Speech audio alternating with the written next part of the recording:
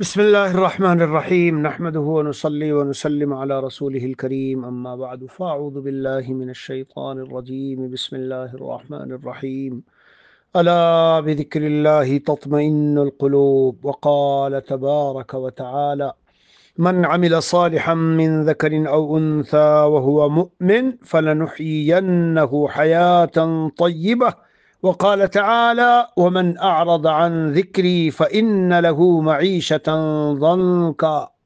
بچوں عزیزو، ہائے بتاؤ، قرآن پاک کو اللہ کی سچی کتاب سمجھے بغیر اور عقیدہ رکھے بغیر ایمان ہے ہمارا؟ سچائی کا مطلب کیا سمجھا ہم لوگوں نے؟ سچائی کا مطلب یہی تو ہے نا کہ اگر آگ کو ہم جانتے ہیں کہ وہ جلاتی ہے تو واقعی جلے گا جو ہاتھ اس میں جائے گا۔ میرے پیارو، دنیا آخرت کا سکون جو ہم صبح ہی اٹھ کر جب آنکھ کھلتی ہے نا اور نکل کے چلتے ہیں بازاروں میں، کہیں کے لیے؟ اپنی کامیابیوں، خوشیوں، راحتوں، چین، سکون، عزت کا ترقی۔ بتاؤ صحیح کہتا ہوں کہ غلط؟ قرآن سنو، یہ اصلاح کی بات پیش کر رہا ہوں۔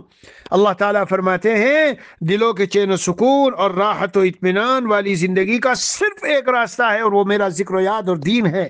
اللہ تعالیٰ فرماتے ہیں نیک اعمال کرنے والا جو بندے، مومن، مومنہ، مرد، عورت جو بھی ہو، ہم اسے ضرور بالضرور خوشگوار زندگی دیں گے، اور جو ہماری یاد سے اعراض کرے گا تو اس کی زندگی کو تلخ اور کڑوی کر دیں گے، بے مزہ کر دیں گے۔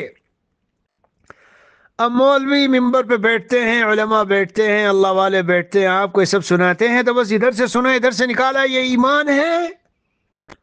اتنی عظیم الشان اصلاح کی بات ہے میرے عزیزوں۔ صبح ہی اٹھتے ہی صرف یہ سوچا کرو میرا کوئی عمل اللہ کی رضا کے خلاف نہ ہو، میرا ایک سانس اللہ کی رضا کے خلاف نہ گزرے۔ جو حکم الہی جس وقت ہے اس کو پورا کروں، باقی سب کچھ پھر اللہ کے ہاتھ میں ہے۔ اللہ ہمیں سمجھ دے دے بھائی۔ ایک بزرگ نے فرمائی تھی بڑی قیمتی بات، بس وہ نقل کرتا ہوں اور ختم کرتا ہوں۔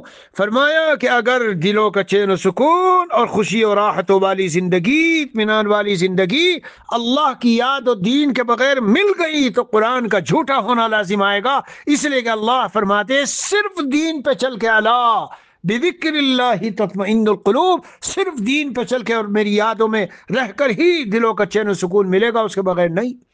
اور قرآن جھوٹی کتاب نہیں ہے۔ تو اے وہ لوگوں جو ادھر ادھر کی چیزوں میں سکون تلاش کر رہے ہو، تم گمراہیوں میں ہو۔ ہاں، اللہ ہمیں سمجھ دے بھائی۔ وصلی اللہ علی نبی الکریم وعلی آلہ واصحابہ اجمعین والحمد للہ رب العالمین۔